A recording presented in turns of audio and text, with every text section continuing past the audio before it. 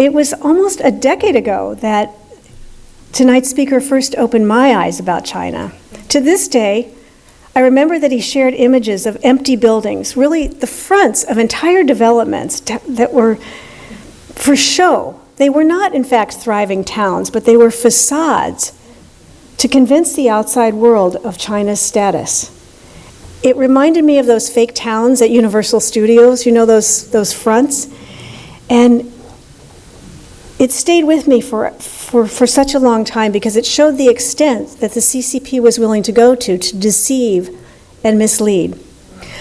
Our guest tonight, Nan Su, senior reporter for the Epoch Times if you're from Canada, has the courage to continue to investigate and tell the truth about China. In fairness, we used to sort of generally assume this to be the nature of journalism. But of course we now know that this is not the case, and there are no pieces of evidence currently more plain than the New York Times finally coming out and admitting that the lab leak theory was the most likely, and also that Hunter Biden's laptop was real. Thanks to groups, including the Trusted News Initiative, which control the messaging of a staggering amount of content, think Google, YouTube, Washington Times, BBC, Reuters, on and on. Much of what America absorbs as news is, in fact, highly curated, edited, and misleading information. Ironically, this is produced and offered as a way to protect us from misinformation and malinformation. Quite clever. Nan's reporting leaves him not late to the party, but efforting at the tip of truth's spear. He asks questions that you're not supposed to ask. And we know such reporting cannot happen freely in America.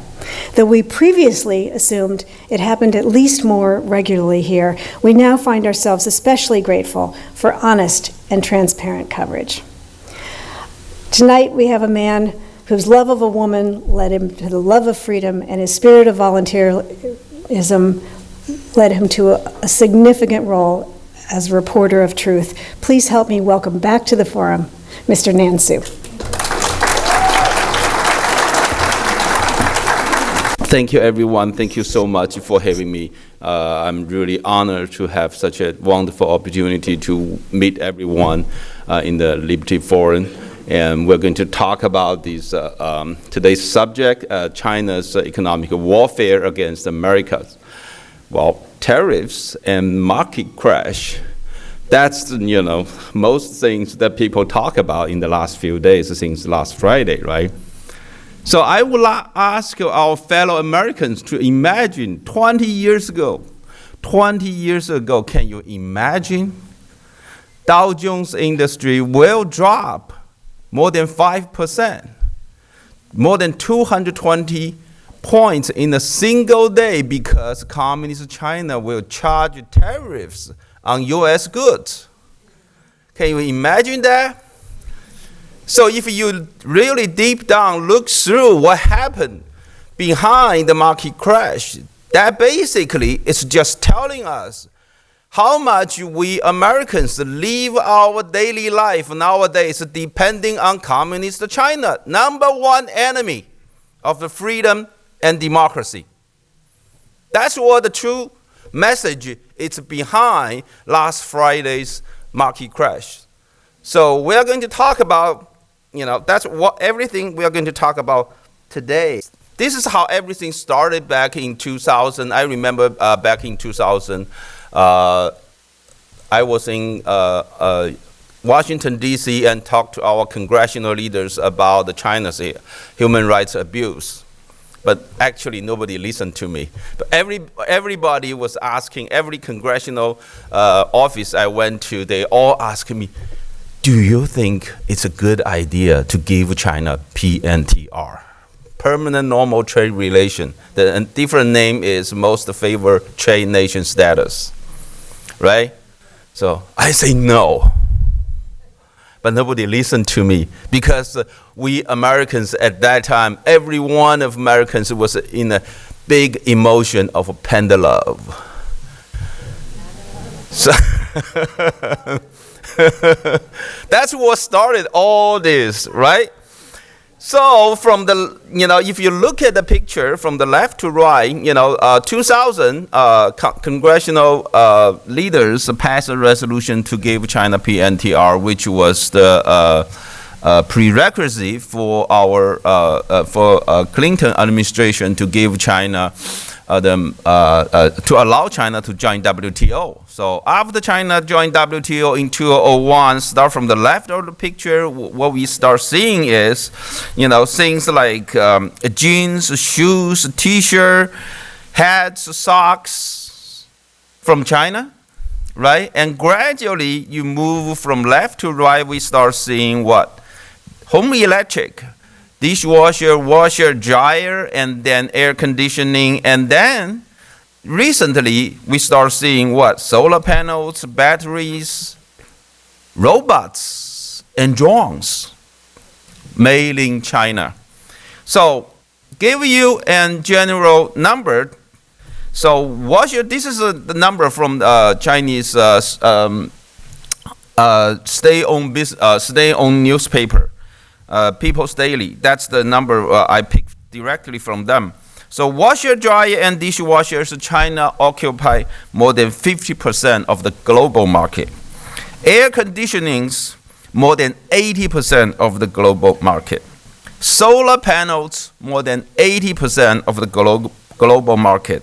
Clothes by items, China, more than 50%, was made in China. We're talking about globally.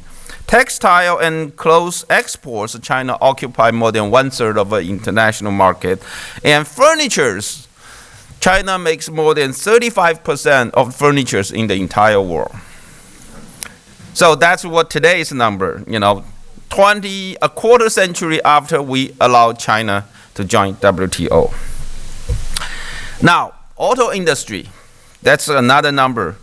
Vehicles, gas and EV together made in China back in 2023 total 30.2 million, while at the same year, the United States, the gas and vehicles that's made in United States, only 1/3 of them, about 10.6 million.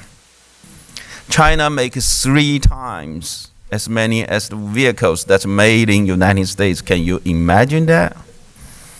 Now, give you another number. 2024, the total EV made in China was total 11 million, while that's 2024, I'm sorry. 2024.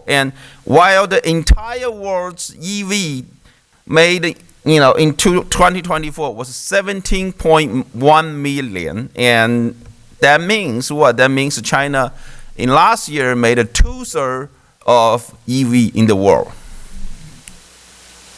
And another number shows that EV include Tesla, made in China, 2023 total export of China's EV actually was 160 times of their 2019 EV exports. In very short amount of 4 years, China's EV export grow 160 times. Can you imagine? How did that happen? What China did to make this happen? You have to ask, what's the secret of the CCP that made their EV export grow 160 times in 4 short years? Well, here is the secret. Government subsidies. That's how they make unfair competition. Now, this is the number reported by the CSIS, Center for the Strategic International Studies. 2018, the total government subsidies that made by the Chinese government to the EV sector in China was about 17.4 billion. That's the B. In 2023, 4 years later, was 45.3 billion. China has about, close to 200 EV makers, manufacturers. All of them, they don't make any money by selling their EV. They pretty much all live, by the government support, the government subsidies. That's the secret. That's how they go out to be the same sector of industry in every country around the world. Now, this is another number. 2022, 99% of Chinese green business receiving government subsidies, and BYE is the biggest EV maker in China. One automaker alone received 2.1 billion euro, which is about 2.2 billion US dollars. One automaker received that much money from the communist government in China. That's the investigation done by Kiel Institute for the World Economy. That's a German NGO and German non-government organization. So basically, what Chinese government has done, it's a government, they have a decision without vote. They make decision, and all it takes is like a 5-second phone call. They'll do it. So the Chinese government is able to do what? They are able to mobilize the resource of a whole nation. They will put the resource of a whole nation behind one sector of industry and after another sector of industry. So support these different sectors of industry in China and go out to be the same sector of industry in every other country. That's a war. That's an all-out war. So let's continue. What's the reason and what's the purpose of this all-out war?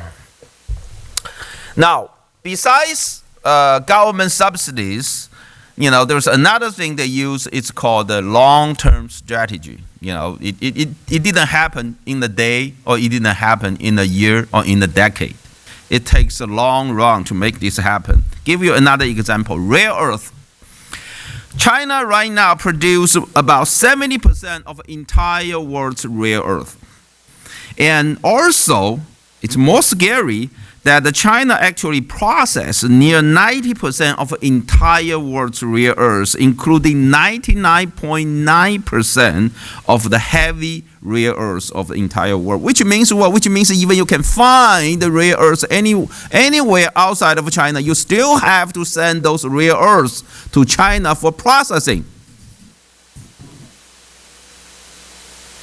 Think about what that means. Now, rare earths, you can find the 16 essential elements from rare earths, which are critical. All of them are critical for defense industry and semiconductor industry.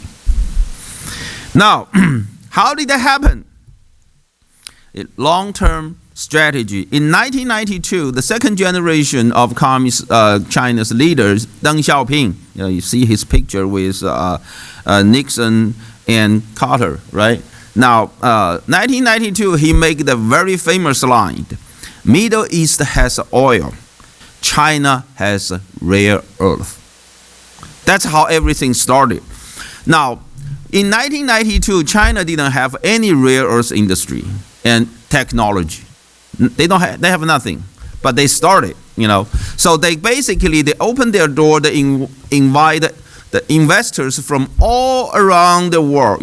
You're welcome to bring your technology, your investment, your engineers. You are going to, in collaboration with China's state-owned business, you're going to work together, form a corporation with one condition: you can never own the majority of the shares of that corporation. So you can probably have up to 49% of the share, and the Chinese state-owned business will always have more than 51 share of that corporation.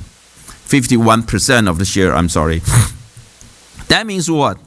That means you bring your money, you bring your technology, your engineers. Through this whole process, China will become technically know-how of that rare earth industry.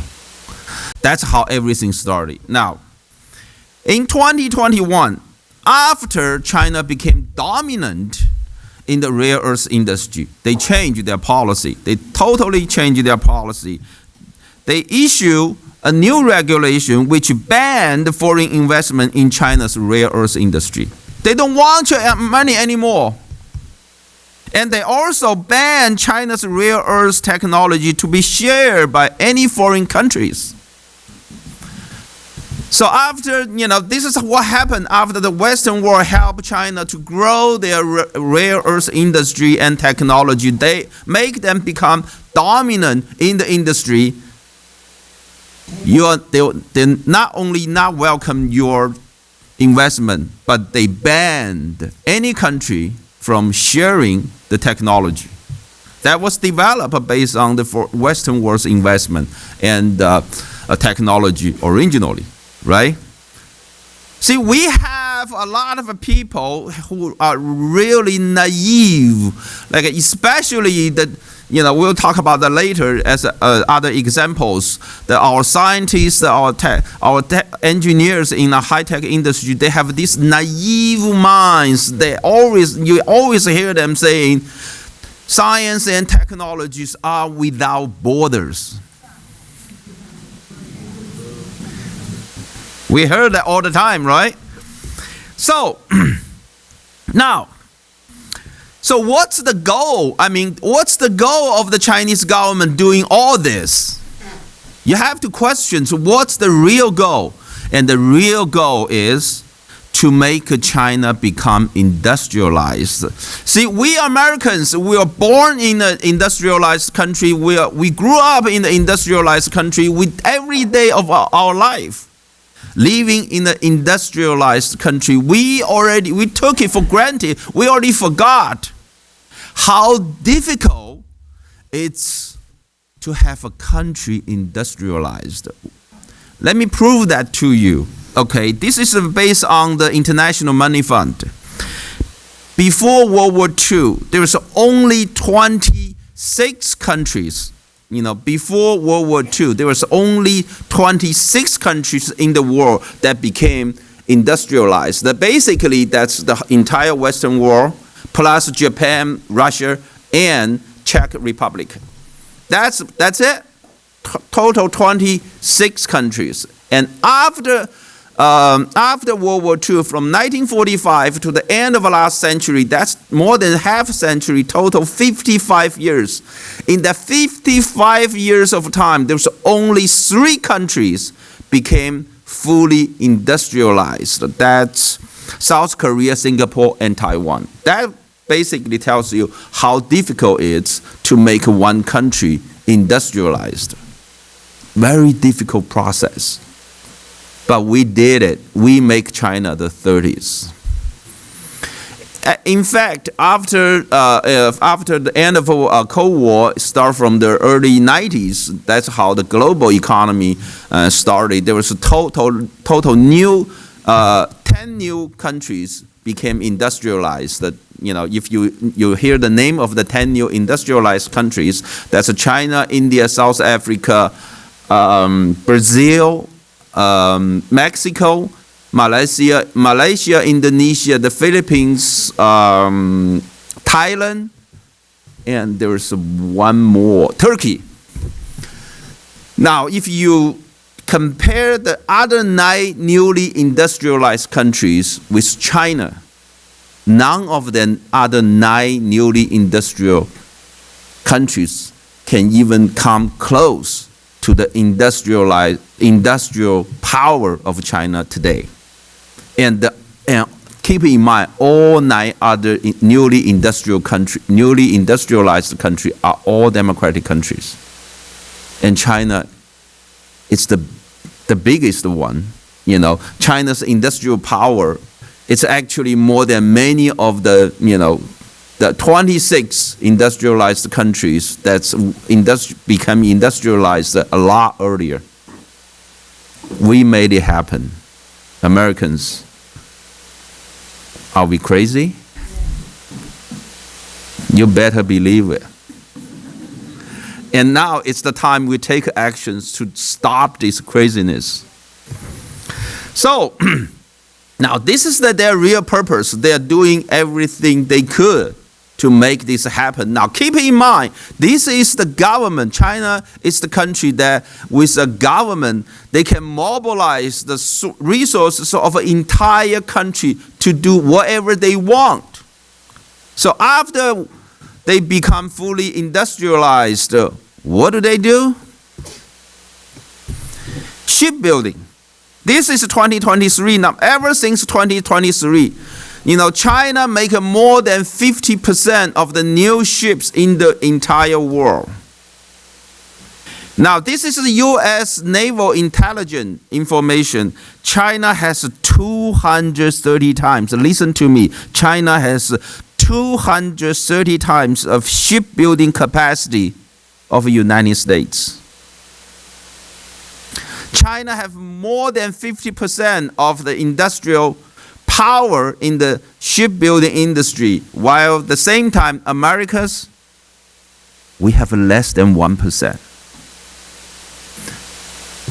Please, fellow Americans, have we forgotten how we defeat the Japanese Imperial Navy back in World War II? Are we crazy? I ask you again. You better admit it.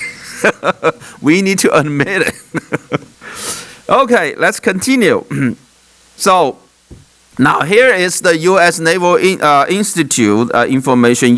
Now, China has now the biggest navy in the world by total number of warships. U.S. Navy, 292 warships. That's by the end of 2024. And China, 370. And by the end of this year, China will have 395. And by the year of 2030, China will have 435. Why they are expanding their navies in such a super speed? The answer is Taiwan. The expansion, the things happening in the Western Pacific, if you really follow what's been going on in the Western Pacific, I hope you all realize the war is imminent. The war is imminent. Now, let me give you a report from our Congress, a Commission on the National Defense Strategy. That's a report came out in August of last year. The summary of the report, let me read it to you. It's quote and unquote. The threats the United States face are the most serious and most challenging the nation has encountered since 1945, the end of World War II, and include a potential for near-term major war. And the finding of their report is the Commission finds that in many ways China is outpacing the United States and have largely negated the U.S. military advantage in the Western Pacific through 2 decades of focused military investment. And that's the reason they're building their navy in such a, unprecedented speed. And I'm not sure how many times you heard this in your life. The report actually suggests to our congressional leaders a bipartisan call to arms. Try to remember in your life how many times you heard this. A bipartisan call to arms is urgently needed so that the United States can make the major changes and the significant investments now rather than wait for the next Pearl Harbor or 9/11. I hope you realize, the result of this economic warfare of last quarter century, the gravity of the situation that's facing us right now. So, some of you, I know what you think. Some of you may think, well, those, the manufactured things, let's give to China. We have the advanced technology. We have most advanced technology. But wait, you think that's true? You need to question yourself, okay? That's how much craziness we're talking about here. Okay, let's talk about technology. Now, technological war. Now, okay, CCP has so-called military. CCP's military have so-called military and civilian fusion program that was started in 2015, and they started doing the research. Looking for the a way to build this collaboration, military and civilian fusion program in I think it's either January or March of 2017. CCP's military, the PLA army, that the PLA People's Liberation Army, that's the formal name of Chinese military. So they build under the Chinese Central Military Committee, they build the so-called Military and Civilian Fusion Program Committee. You know who is the chairperson of that committee? It's Xi Jinping himself. It's directly under Xi Jinping. Now, what they have done is, they study how in the 60s, 70s, after World War II, the Western world, especially the United States, we take advanced technology from our military and for the commercial use so that our society and folks living in our society can be benefited to the advanced, military technology. But except the Chinese military didn't have any advanced technology. So what they did is they did backwards. They will send their universities, and they will send their research institutes, they will send their commercial corporations come to the United States and the entire Western world under the name of collaboration and exchange. So they will get our technology, they will go back to and give to the Chinese military. That's how this military-civilian fusion program works. Give you some example. This is actually my investigation. You probably realize the name, if you go to Epoch Times, Nan Su, that's the name I use.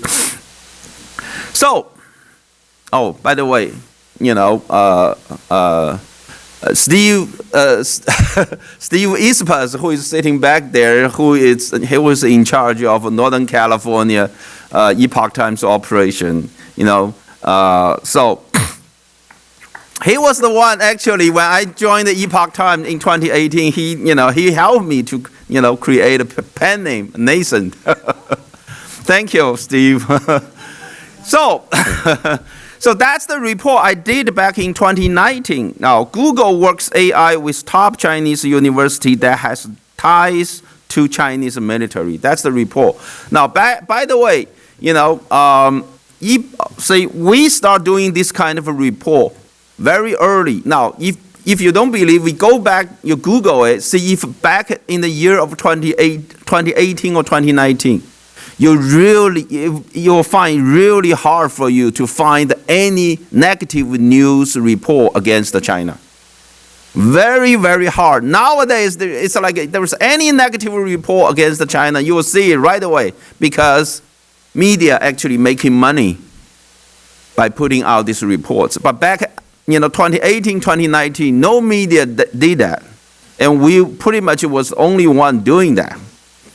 And now, by the way, the Epoch Times, we were actually a nonprofit organization. We were established back in 2001 by a group of Chinese scholars and students who left China, came to the free world. The original mission of this organization, it was to establish an independent information channel so the information can go in and out of China without government censorship. And now we published in 36 countries with 22 languages.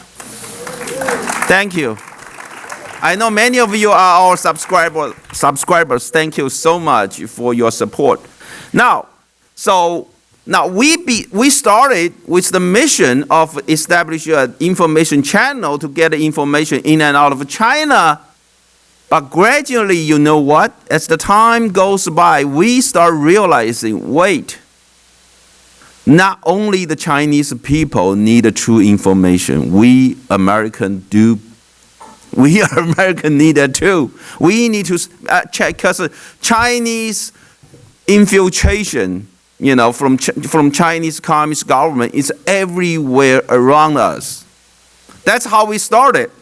Now, back in the story, here by this report was back in June of 2018, the Chinese top university, Tsinghua University, that's nicknamed China's MIT, the #1 university in China.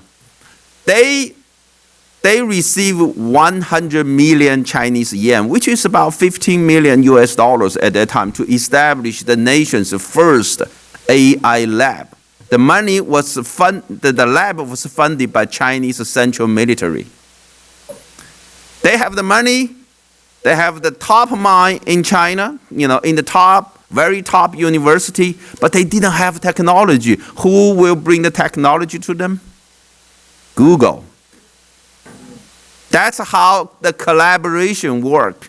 And that's also how China's military and civil fusion program work. Now, it was interesting. I'm not sure if you remember what happened just right before Google went to China to help China's MIT to build its very first AI lab funded by Chinese military. Google actually turned down the contract from Department of Defense of the United States. Wow. They did that because Google's engineer protest against Google. They are saying it's not good to put AI to the U.S. military's hands. And then they turn around, they went to China. They helped China build the first AI lab. That's what happened. That's what I reported back in 2019. Now, example number 2. Let me give you some example. That's also I personally did the investigation myself. That's about what have happened in California. Banking on China, that's the subject line. Banking on China, University of California's China collaboration under the spotlight. That's the report I published on the Epoch Times 2021. So this is what happened. This is a step-by-step how China stole our technology and go back and gave it to their Chinese military. Now, in 2005, UC has 10 campuses. If you live in California, you know how difficult it is to send your kids to the 10 campus. Now, in 2005, China UC's 10 campus, collaborate with 10 top universities in China to form so-called 10+10 alliance. Now, at the beginning, they signed the treaty actually not in the office of those universities, but they actually signed the agreement in the office of Minister of Education in Beijing. That's how the agreement was signed. And then fast forward, 9 years, things totally changed. Now, the government of China started this new model called Government University and Industries Partnership. Now, that's not U.S. government, though. That's a Chinese government and Chinese and U.S. universities and Chinese U.S. top corporations in technology. So it's called Tsinghua. Again, Tsinghua. I told you earlier, Tsinghua was China's MIT, which it's the key player of China's so-called military and civilian fusion program. It's the key player. Now, that's the university that Google helped build the very first AI in China funded by Chinese military. Now, Tsinghua University, the same university, and Berkeley started this so-called Tsinghua Berkeley Shenzhen Institute. Shenzhen is the name of a city right next to Hong Kong in China. So that was established in September of 2014. And now the oversight committee members of that institute, that's a graduate school, okay? They don't do undergraduates, only graduate school, including the the oversight committee members, including UC Berkeley Chancellor, Tsinghua University President, who is a Communist Party member, and Shenzhen City Mayor, that's a Communist Party official. Now, the advisory firms are very interesting. The advisory firms of that institute that includes Chinese tech giants, that's Huawei, ZTE, and Tencent. That's all on the sanction list of U.S. government right now. That's the top Chinese technological firm. And American firms including Cisco, Apple, and Applied Material. And European tech corporation Siemens and Taiwan's tech corporation Delta Electronics. And also, there's a bunch of Chinese venture capital firms and insurance firms also sitting on the advisory board of that institute. It's like anything new that's going to be invented by the institute, they're going to immediately put it in production. Because they have the venture capital as well as the insurance firm all sitting there ready to make action. So, now, this is graduate school, there's no undergrad, like I said, they only have 4 different kind of programs. Number 1, new energy and technology. New energy technology like batteries. And information technology and data science, that's basically AI and internet. And precision medicine and healthcare, the latest, right? Like neurology. And environmental science. See, China really, their mind is really clear. The top leadership in China, the Communist Party leaders, are really clear what they want. By the way, they don't need to even send their students to come to the United States to get this technology anymore. We send our top university professors to China. We gave to them over there. It's like we put this thing into their hands. Take it, please, because we have such big panda love.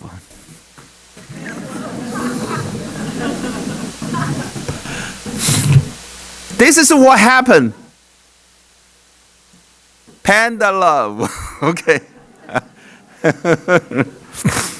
Okay. Now, technology. Let's talk about the current, posture of technology. What happened is, as the result of that kind of collaboration, as the result of China's, I should say, not real collaboration, but because of China's military and civilian fusion program in the last 10 years. This is what happened. This is a congressional report last year, that came out last year, August. The summary of the report basically says, this, I will read it to you, it's quote and unquote, the CCP exploit federally funded research and partnership between U.S. universities and PRC, that's Communist China's defense-linked universities, to achieve the technological breakthroughs, both in technologies and with military applications, and in crucial and emerging technologies where the PRC lags behind the U.S. and its allies. Now, findings, it's very waking, just wake up and look at these findings.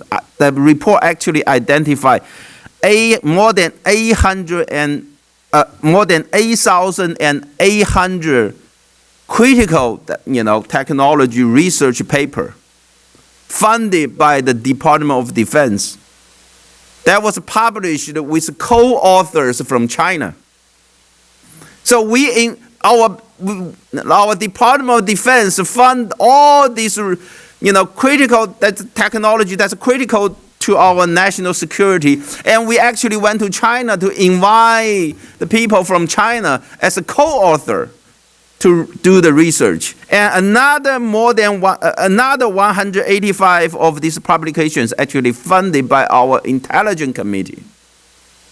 So altogether, more than 10,000 researches funded by our, military Department of Defense and our intelligence committee. the breakthroughs that we make, we actually have China as our collaborator.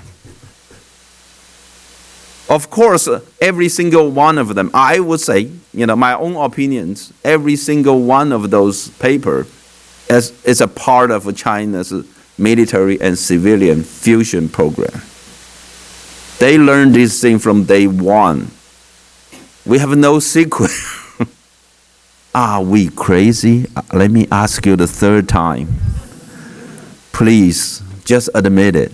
We Americans, we are crazy. Okay, so now this is how much behind we're in the game now.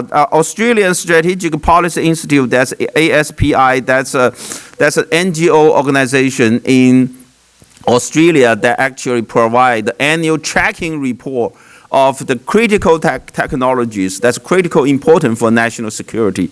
Now, in 2023, that's their report, quote and unquote, China's global lead in the critical technology extend to 37 out of 44 technologies, covering a range of crucial technology fields spanning defense, space, robotics, energy, and the environment, biotechnology, and artificial intelligence, advanced materials, and key quantum technology areas. 37. You know how many of these 44 technologies China took lead back in 2001 when we allowed China to join WTO? 3. Now they are taking lead for 37. That's more than 80% of the advanced technology that's critical to our national security. That's what's happening. Wake up, Americans. See, Chinese military strategists back in 1990s, they developed this strategy called unrestricted and unconventional warfare.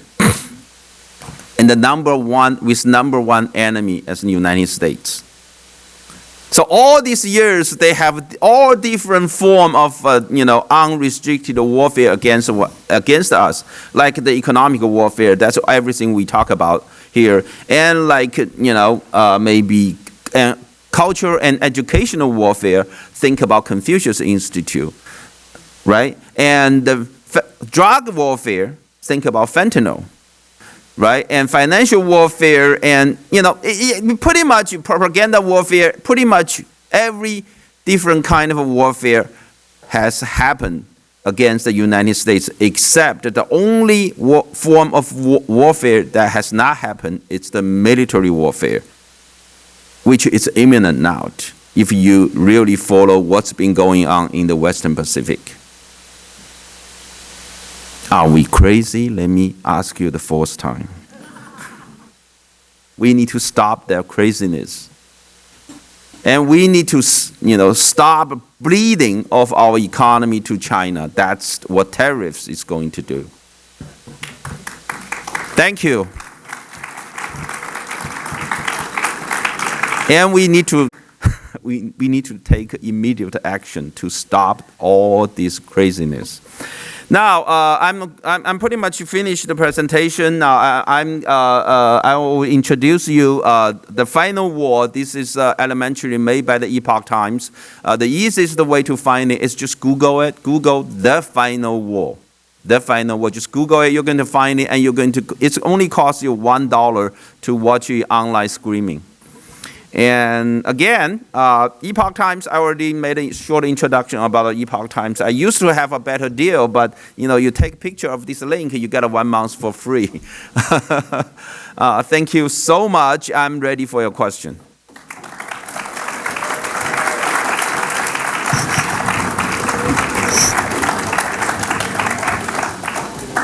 Well, first I want to ask, I always get to ask I don't always, but I'm going to take tonight the prerogative of asking the first question. And I've thought a lot about what's going to be the death of us, and sometimes I think it's convenience, because we're so willing to give away our information, swipe our hands, swipe our cards, have our faces photographed, have our bioidentity stolen, because it's convenient, right? So I always think, it's death by convenience that they're going to put on America's tombstone. But now, tonight, as I've prepared for the evening, I'm concerned that we're going to have death by naivete. So what is it that you think is inherent in the American character that leads us to this dangerous panda love that you describe? Thank you very much for that. Again, I want to thank Jane. She's the one make all this possible. Now, panda love. What's our wishful thinking? What have been our wishful thinking? We try to give away so much to a communist country because we had a big wishful thinking of our own that if we bring economic freedom to China, if we help lift China's like tens of millions poor population out of poverty, then one day the Chinese communist regime is going to change. Now, this is a very nice will of American people, but we have done it and it didn't work. We just have to move on and take action. Right now, what happened is after all these years, try and fail, that it's the lifestyle of our children and grandchildren are at stake. Think about this. In the history of the United States, there was two models that we dealt with the communist regimes. One is the model how we dealt with Soviet Union, right? So we basically have this Star War going on, so we actually drag the economy of Soviet Union and then make it collapse, and that the change came. And then we have another different model of dealing communist regime. That's how we dealt with China, right? We pour tens of billions, hundreds of billions. The total direct investment from United States to China last year grew to close to 130 billion with the letter B. Now think about this. This is not even the key. The key is this is the investment from United States alone. Now if you include the entire, Europe, and plus Japan, plus South Korea and Taiwan, the free world has sent hundreds and hundreds of billions of investment to China. And think about this. Try to imagine this back in the Cold War time between United States and Soviet Union. If the free world has sent hundreds and hundreds of billions of dollars to former Soviet Union, what had happened?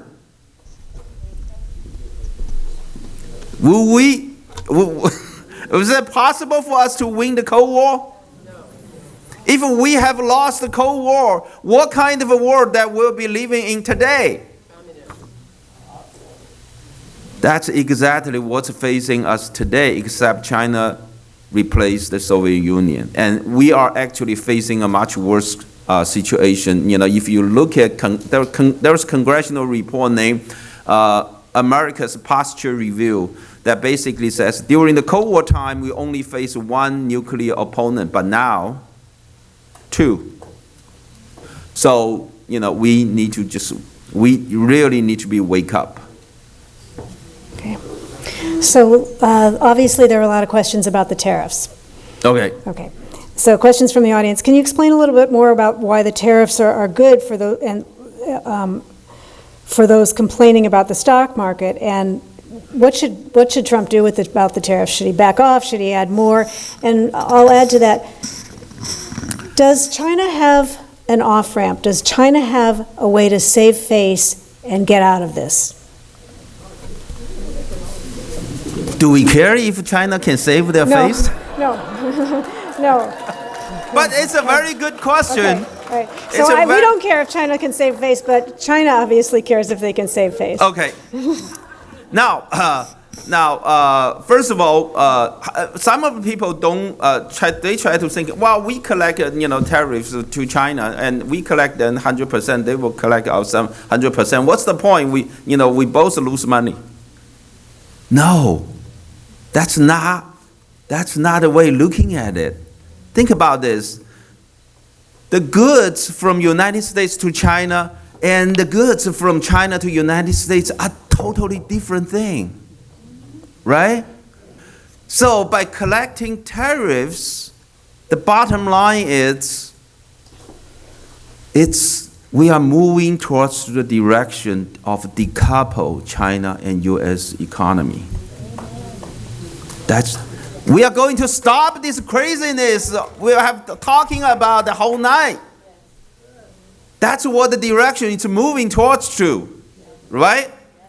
And the Beijing's leader is helping Trump to do that because they don't have to respond. You know, Trump and Scott Bessent, as well as Secretary of Commerce Lutnick, they all went out and say, don't retaliate. We can negotiate.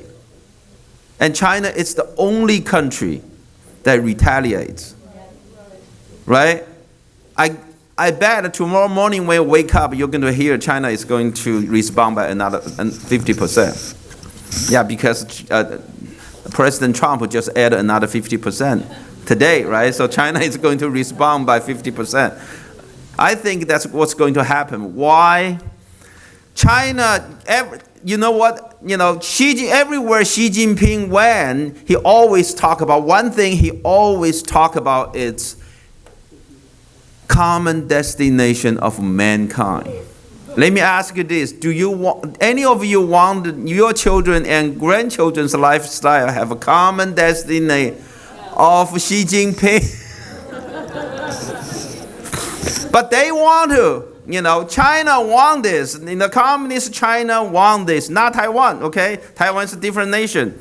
So Chinese communist leader, they want it. And they want this image of global leader so badly. So they want to take a lead on retaliation and hope many other countries will follow. That's why they are doing this. No one stands up against America. And they are doing that. They want to show their leadership. So I don't think they're going to back down. So I think they're helping us in this process of decoupling the economy and trade between United States and China, which I think is a good thing because the temporary and transitional pain that we have to go through actually will help us stop the bleeding of our economy to China and set our economy and our national security in the right direction. Now, talk about tariffs. Now, I'm not sure if you know that our China policy from Trump first term to Biden and to Trump second term is continuation. Now, think about this. Let me ask you this. Remember, last year in July of 2024, President Biden actually invited 30 allies of our NATO allies from Europe coming to the Washington, D.C. for the 75th summit of NATO. Now, that NATO summit didn't happen in Europe, but in Washington, D.C. Why? Because, think about this. We have 30 allies, our NATO allies in Europe, but we have 6 allies in the Western and Southern Pacific. That's South Korea, Japan, Taiwan, the Philippines, Australia, and New Zealand. Think about this. Now, common sense, okay? We are in the common sense revolution, right? Think about common sense. We have 30 allies in the Europe who are and plus Ukraine, that's 31 countries, that's facing an exhausted Russia. While we only have 6 allies in the Western and Southern Pacific facing China, which is 9 times economic power of Russia. Now, China's GDP is 9 times of Russia. Does that make sense? Ask yourself, if Ukraine is at the doorstep of NATO countries in Europe, then all the 6 allies in the Western Pacific, they are at our doorstep. If China overtake Taiwan or invade the Philippines, the next target will be Guam and Hawaii. Now, China is 9 times stronger than Russia. Who is supposedly to help who? Should we help our NATO countries in Europe, or the NATO countries supposed to help us? And that's the reason and the intent of President Biden, who invited the NATO nations come to the Washington, D.C., while at the same time have all our Asian allies come to the meeting. But except, President Biden, he didn't have a physical avenue to make that job accomplished. Those NATO allies, they don't even want to spend money to protect their own security, right? Do you think they're going to spend money to help our Asian allies? Impossible. But however, as the time move forward, I think President Trump just find a new way to do whatever President Biden wanted to do but not able to accomplish. Tariffs. Think about tariffs. The money that we collect from our Asian allies, well, we can spend those money to strengthen our military presence in the Western Pacific, but while at the same time, the tariffs we collect from our NATO allies, we don't need to spend those money on Europe anymore. We can also spend those money in the Western Pacific. Problem solved. Problem Genius. Wow. That's what tariffs is going to do. Give you an example. Those are 2 words you don't hear too often from this stage. I like the sound of that. In a crisis, can the U.S. effectively intimidate China by abrogating the $1 trillion debt that we owe? Can we use the debt?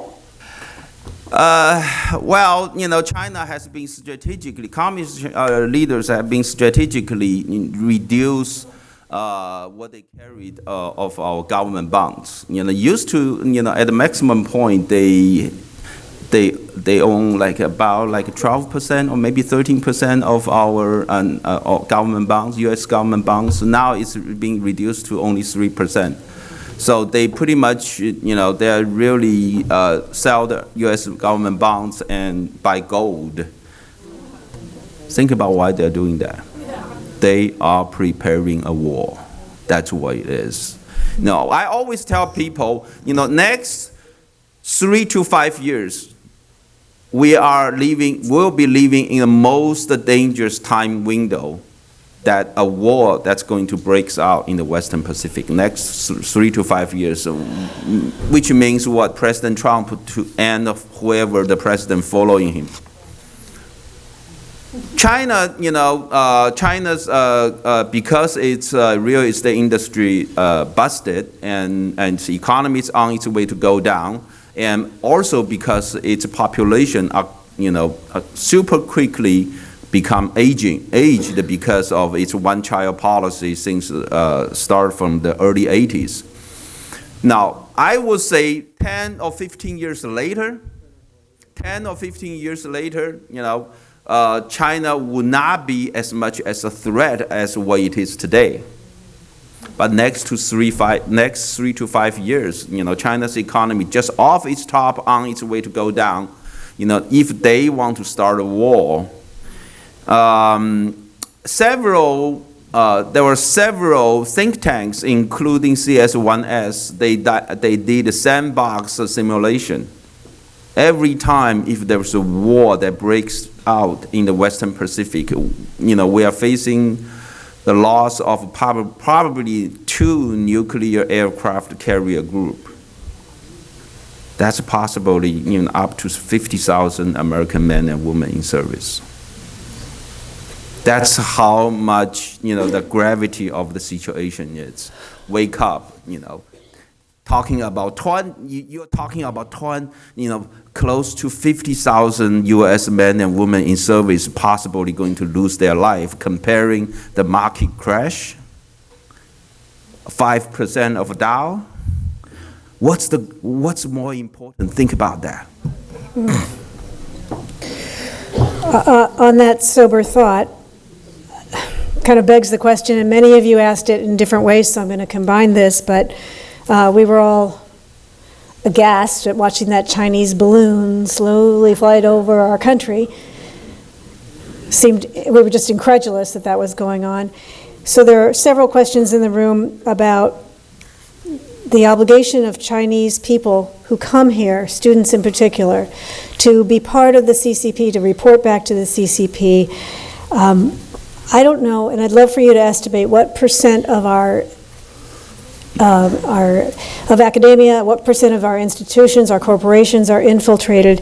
And this question is a really hard one, but I want to include it because it's painful, I think, for Americans, because I think we're not interested in DEI because we're just generally inclusive human beings.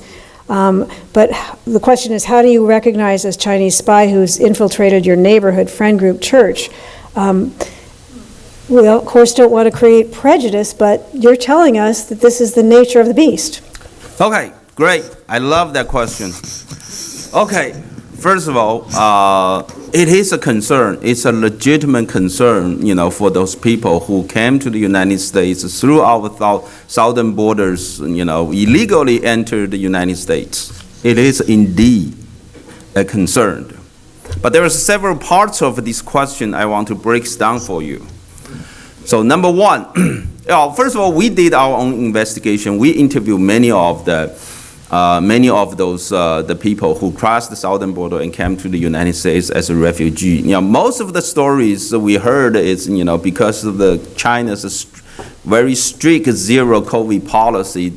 Many of them are actually small business owners. So they basically sold their business, they cash out the money, and they, came. The most popular route is they will first fly to Turkey, and from Istanbul they will fly to Ecuador. I think it's Ecuador that you can go there without any, visa. So they will go to Ecuador, and then they will hire a smuggler.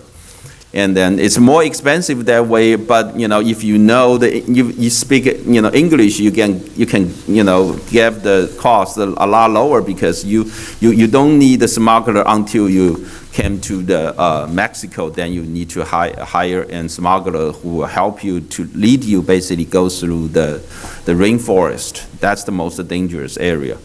So that's the story. Of course, we are the media. I'm the reporters. So we have no way to actually verify behind those stories, true or not true. I think that job to verify true or not true of that story, that's Penn Bundy's job, right? Now, that's the first part, that's what we did our investigation. Because we share the same concern. We are Americans too. We share the same concern about the safety and security of this nation. Number two, this is why I want to say this. We do have a concern of the Chinese military or their national security people come to the United States. Back in 2023, I'm not sure if you remember, and I'm not sure if you actually went to see. I saw it in San Francisco when we, invited President Biden invited Chairman Xi. Now, keep in mind. Let me ask you this: do not call him President Xi. Okay, President and Chairman are two different words. In English vocabulary, President is elected official. And Xi, in Chinese language, he's Chairman Xi. That's the word he call himself, and that's the word 1.4 billion people call him Chairman Xi, not President Xi. It's, some of the crazy Western media people created this President Xi. That's a wrong way to call him. So anyway, now, when Xi came to the San Francisco, we have Chinese people, political dissidents, human rights activists protest in San Francisco in the streets against him. And there are Chinese people who are waving also, the Chinese students who are waving the Chinese national flag and who beat the Chinese political dissidents just right in front of San Francisco police officers. And they just let them go. They didn't even catch them. Like 5 to 10 feet away, in front of San Francisco police officer. They didn't even stop them. We have actually video caught right on the video. Should we concern about those things? Yes, we do. Okay, but that's Penn Bundy's job. Okay, not the job of Epoch Times. But we did our best trying to find, investigate the story. Now, number 3, another thing we want to say is we do need to separate the Chinese people from Chinese communist regime. Why? Think about this. Now our job is we want to defend the peace. We don't want anybody actually raise your hands. Anybody who actually want a war with China? We don't want a war, right? We live in a free world. We just want to work hard and enjoy our freedom, right? We don't want a war, but we want to defend the peace. But then another problem is if we don't want a war with China, who is going to solve the problem? The world's biggest problem is the communist regime in China today. Who is going to eventually solve the problem? It's the Chinese people in China, right? One day they're going to rise up and say enough is enough. So that's why we need to separate the Chinese people from Chinese communist regime. Nan, what can we actually do for the Chinese people? Because it seems like we send our technology gets there one way or another. Our American college presidents think they're being all sweet and kind, having all these people come. I think it's actually the money from China is probably a drug for the college presidents. But we have all this cooperation, but is our cooperation actually hurting the Chinese people? And what can we do for them? Well, I think that there are many ways our federal government can do. One thing is to stop the federal funding for those universities who doesn't separate between Chinese communist regime and Chinese people. They actually know who they are dealing with. First of all, our universities need to stop accepting money from Chinese regime. That's what we need to watch that. If any universities who actually still are taking money from Chinese communist regime, and whichever the universities actually when they're doing most advanced scientific and technological research, and they need Chinese scholars to hire Chinese scholars to be part of the project, I think our federal government needs to stop the funding for those universities. Thank you. Nan, do you want to say something about the Panama Canal? Okay, Panama Canal, right? Panama Canal, it's also very important, strategically important. Why? Let me again go back to July of last year, the 75th summit of NATO. We have our NATO allies from Europe and our Asian allies come together. They all come together, sign a so-called Washington Declaration. Now, but the problem is if we want our allies in Asia and allies in NATO, they can support each other, then it comes to a choking point, right? That's the Panama Canal, right? So we need to move. If we have to support our allies on both sides, then Panama Canal it become a crucial. It's become a choking point, and that's why President Trump started talking about Panama Canal very often, and starting from a few months ago. And China actually controls 2 ports, one in each end of a Panama Canal. The deal was the Chinese company made the deal. They're going to sell these 2 ports to BlackRock and U.S. investment. Now BlackRock's never be my favorite. They are the ones they invest all American money to China. But at least it's an American company, right? It's better. So, but Xi Jinping didn't like the deal. The deal is supposed to be finalized on paper on April 5th, but because Xi Jinping didn't like it, so now it's temporarily suspended. We don't know what's going to be happening next. But Haig says right now it's visiting Panama. So hopefully something else could be done. So imagine this man, born in China, with this kind of patriotism, this kind of love for freedom. Imagine what he's risking. He's very casual about it, but it's a big deal, what you have done with your life and your passions, and we are incredibly thank grateful. you. It's my honor with all. Nan, what would you like this audience to do tomorrow morning when they wake up? They've learned something tonight, and we hope you'll share with what you've learned, because we love to see you, but it's not just to hang out once a month, okay? We hope you'll share what you've learned. What would you like our audience to do when they wake up tomorrow morning with the information that you've shared? Now, I want to, if you can, I want something, if one thing I want you to have when you walk away from this presentation, I want you to remember this. The communist China, it's the biggest ever threat entire human history to freedom and humanity. It's not all, Communist China, it's not our competitor. Let me repeat. If you listen to any political leaders to say China is our competitors, that's wrong. That's why our past China policy has been failed.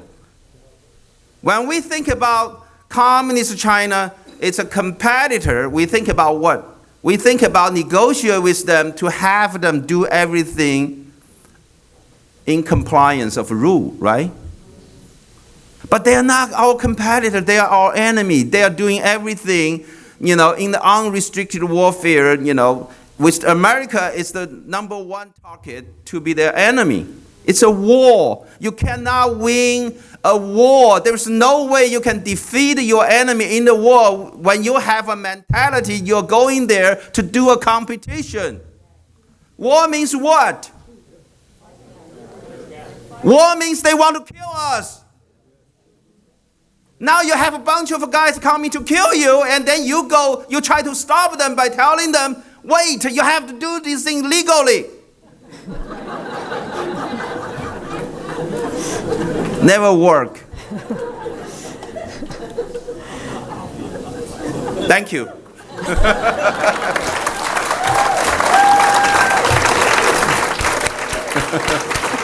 Nan Su, thank you so much. Thank you very much. Thank you for putting this in context for us today. Thank you for not backing down on seeking the truth. Thank you so much. Nan Su. Hi. Thank you for watching our presentation.